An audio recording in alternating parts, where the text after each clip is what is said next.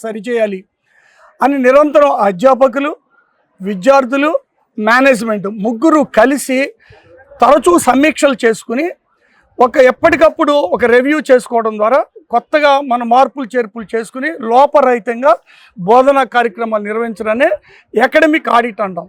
జనరల్గా ఈ రోజుల్లో చాలా కాలేజీల్లో విద్యార్థులు కాలేజీకి వచ్చారా, సిలబస్ లైన్యా, వెళ్ళిపోయారా, ఈ ధోరణిలో ఉంటుంది. దానికి భిన్నంగా మన పాలిటెక్నిక్ కాలేజీలో సిలబస్ కరికులం ఏదైతే ఉందో ఆ కరికులంలో each and every point discuss చేసే విధంగా పిల్లవాడికి అర్థమయ్యేట్టుగా వాళ్ళ బ్యాగుల్లో, పుస్తకాల బ్యాగుల్లో కరికులం బుక్ క్యారీ అవుతుంది. అది ఒక్క జ్యోతి పాలిటెక్నిక్లోనే జరుగుతుంది. దాన్ని ప్రిన్సిపాలు, మేనేజ్మెంటు, అధ్యాపకులు కూడా అందరూ కలిసి సమన్వయం చేసుకుంటారు. దీన్నే మనం అకాడమిక్ ఆడిట్ అంటాం. దానివల్ల వచ్చే రిజల్ట్ ఏంటి? దానివల్ల రిజల్ట్ ఏంటంటే పిల్లవాడు బట్టి పట్టి రాసేదాన్ని కానివ్వండి, లేకపోతే అర్థం చేసుకోకుండా రాసేదాన్ని కాకుండా పిల్లవాడు విద్యాపరంగా ఏ పోటీ పరీక్షల్లో కానివ్వండి, ఏ ప్రవేశ పరీక్షలో అయినా సరే ఉన్నతమైనటువంటి ఫలితాలు సాధించడానికి సాధ్యం జరుగుతుంది.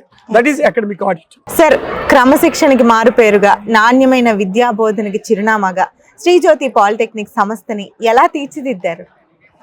యాక్చువల్గా రూపా గారు, ఇది పాలిటెక్నిక్కి 12 ఏళ్ల వయసు.